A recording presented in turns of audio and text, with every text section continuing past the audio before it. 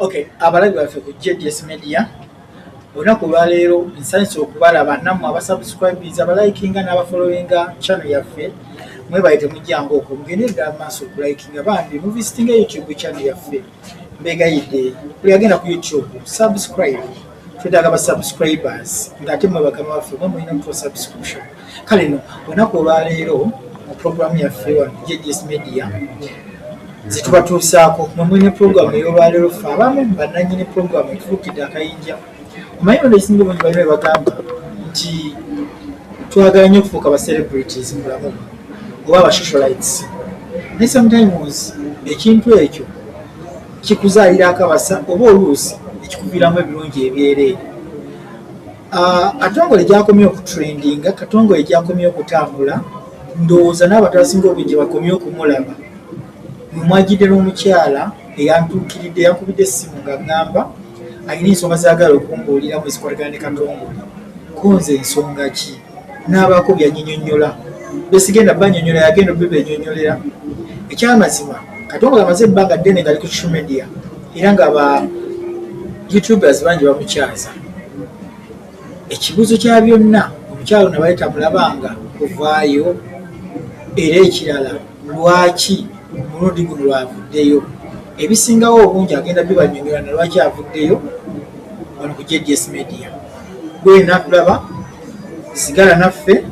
U4us like share ate yentusaba bambi tulekere ka comment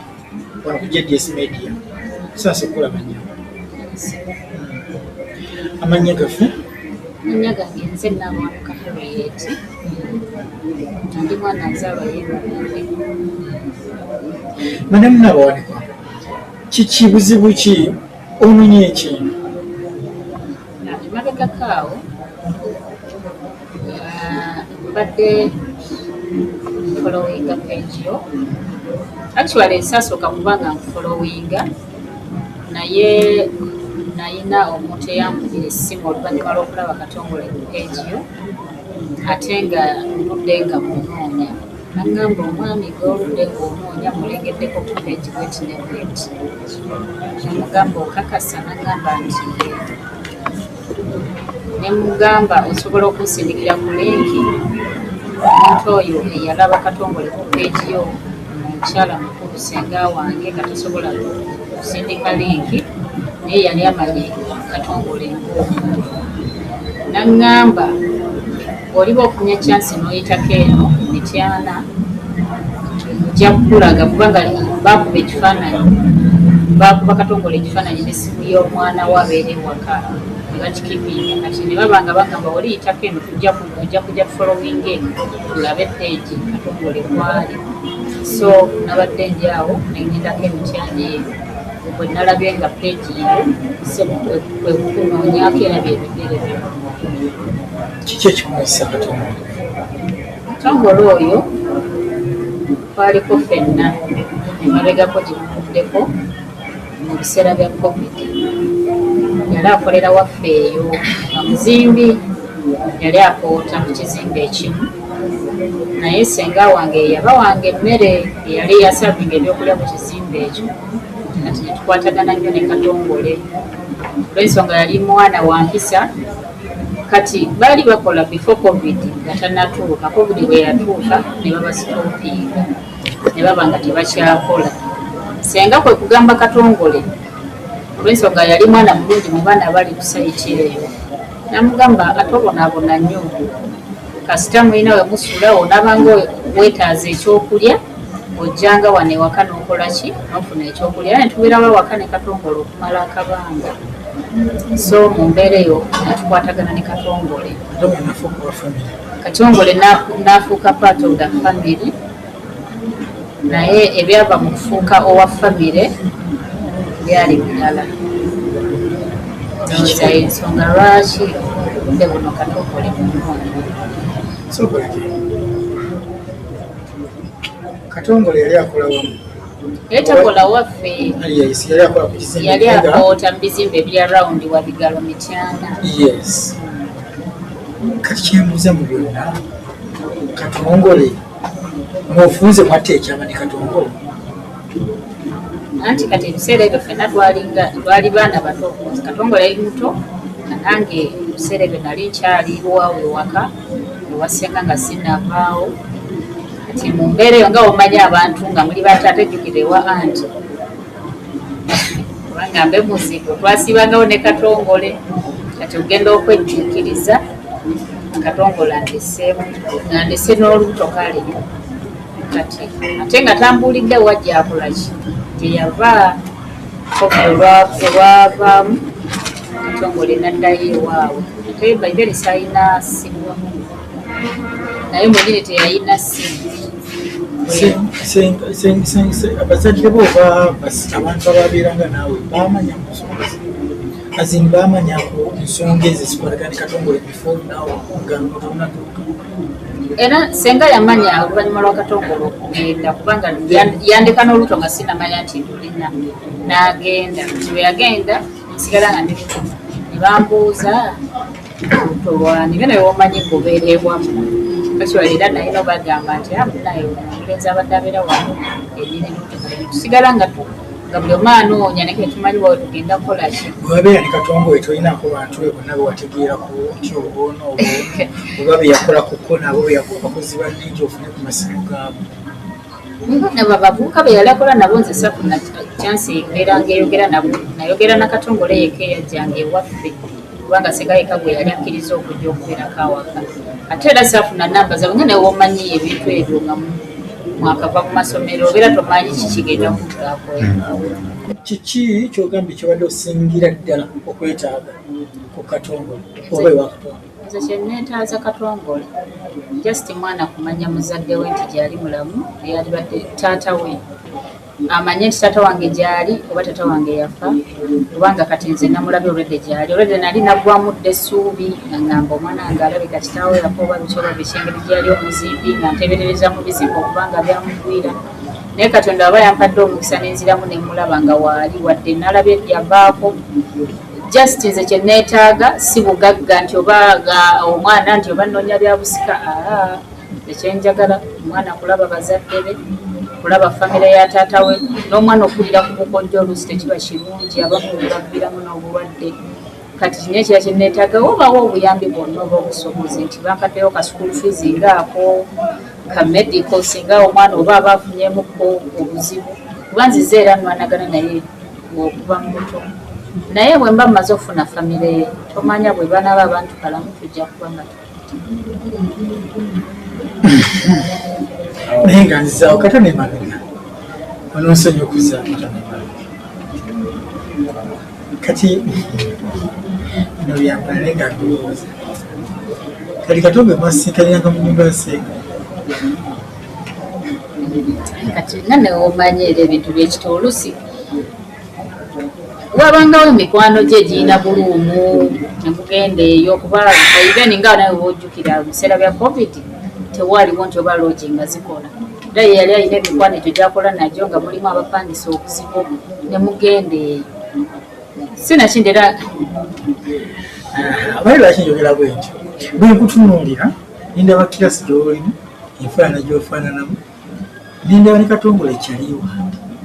anti kati gwe olaba kiraasi eno olaba kati kino kyendi kubanga nzize enjiriba olaba kino kyendi naye kati ate luli we nabeerera ne Katongole byali biraala ku gurawundi tebyali bwe biti nali sirabika bwenti ate ne Katongole yali kati teberezamu Katongole emyaka 5 gimugwereddemu ng'ali bwatyo kati olwo emyaka 5 emabega yali ati nange saali bwenti era nange nali Vanessa omulala kikakumbuza abantu abamunansonyiwa yes this is an interview naye era still waliwo byembuuza nga ddala nnina okubuuza munansonyiwa kimbuuza kuggwe ne Katongole ani yakozesa munne kubanga abambuuza munansonyiwa naye let me ask this question for the public kubanga manyi wali abakibuuza onda bikitubeera ng'osinga Katongole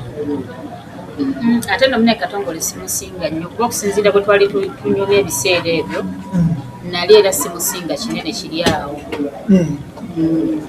twali mu range yemu lwakuba nti nga omanya abawala oteekako omubiri mukyuka mu kaseera katini omuntu n'akulaba nga ofuuse muntu wanjawulo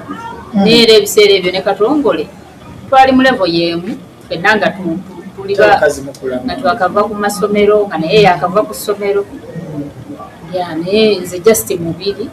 oyinza olaba n'ogamba oba oli mukulu Katongole oba oli awo nga ye n'embeera mwayise mu gino emyaka egiyise nga tebadde sibadde nakasente naye nga womanyi mulembe guno nti omuntu olina okuba nga olabika bulungi olina oba tolina tolina kiragabanlwakinasosa okuwakana nabanga okukulu ku Katongole neŋŋamba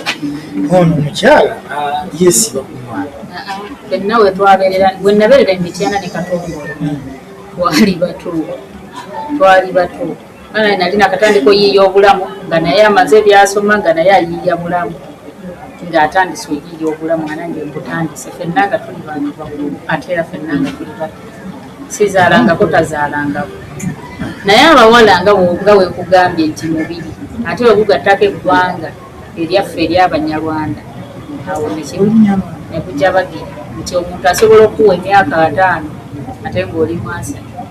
so ekyo sagala okiremereko nnyo just nti Katongole nange twatteekya waliwo ekyaka ati ndaba okiremeddeko tuli mu bizibu otuzza mu bizibu tukolera abantu okubuuza siri mukulu nnyo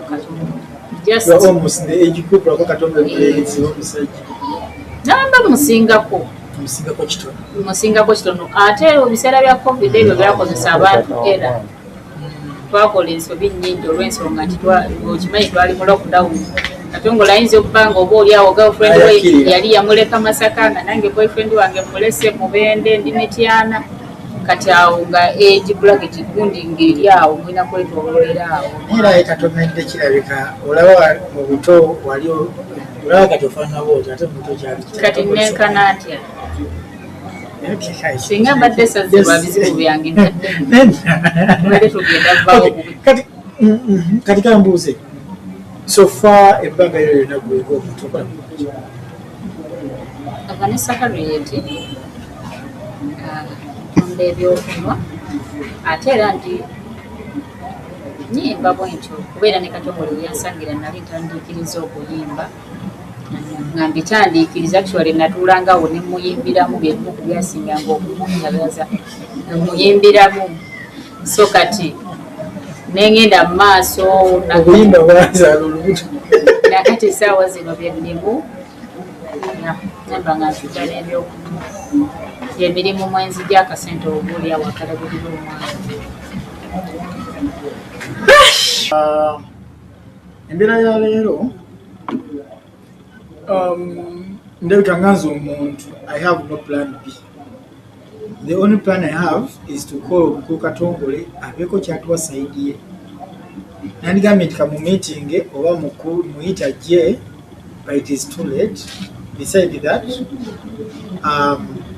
omukyala ono agenda oddayo Emityana oba ogenda kusula okay naye whichever the case katusooke tuwulire mukulu Katongole yenna olayini kyeriko ssente eno tuzaho okuwulira mukulu Katongole kikyagamba nsonga eyo esimu obeera netukiza ddala tekuliko yatayo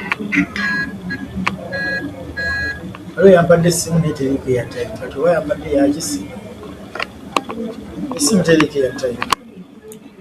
simu zonna teziriko yatayo simu kyeriko yatayo katinga bannaye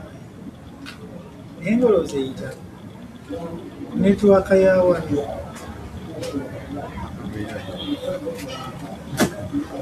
netiwaka yawano yayanga yaremana tojjamu kujjako kamera otherwise ogijjako basijja kufuna kyenjagala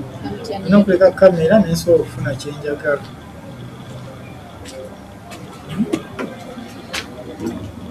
simanyi kati waffe mama yatuliranye kati nze nina omukazi naye sisula naye lwaki kubanga ffe twali bato nga taata tatukkiriza balenzi sula n'abawala era we namuwasa naye nga taata anaawulira atya nga nsula naye era nembinyumizaako neyiba omwami mukalugera nga taata nsule naye kati abantu bagenda nga bayakuboogera mbwera ng'oli awo neyiba alya mukazi wo naye ng'oyo omusajja famire ye taata agimanyi si baseze era taata yaŋŋamba takiwulira naye nga singa yali amulya singa yali yamumalawo dda naye nga womanyi nti empala nazo ale tugambye nti mukazi we yafuna omulimu akyakola nebaza mukama mukyala wange yafunye akalimu Kibuyaawo ku dansa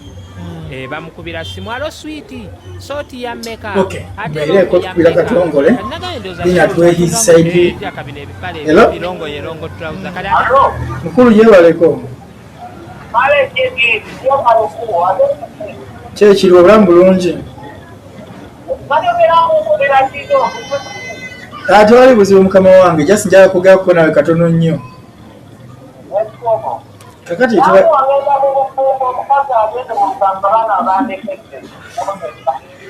kadde zalino nenjogera lero biri serious mami mpaka kadde njogereko naawe kale taata neyanyiza kakati ensonga ekubiza essimu waliwo omukyala gwe wayitanga akuyitangani gwe wayitanga maama Kazigo yakuwanga emmere mabega eyo mu myaka gya 2019 2020 mu covid nga w'Emityana omumanyi omukyala oyo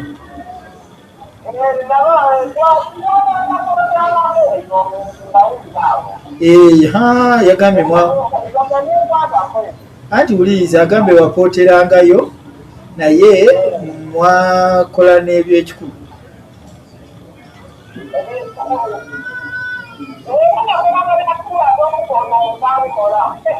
wanyi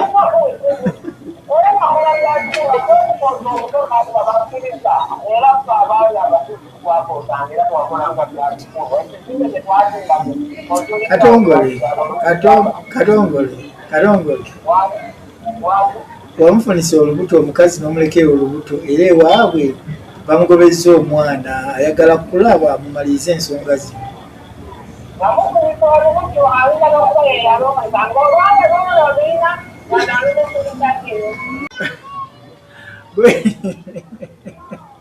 gwe natatubuza ekitubu kiri nti Katongole yoyo namunoonya ndowooza amaze naseka ate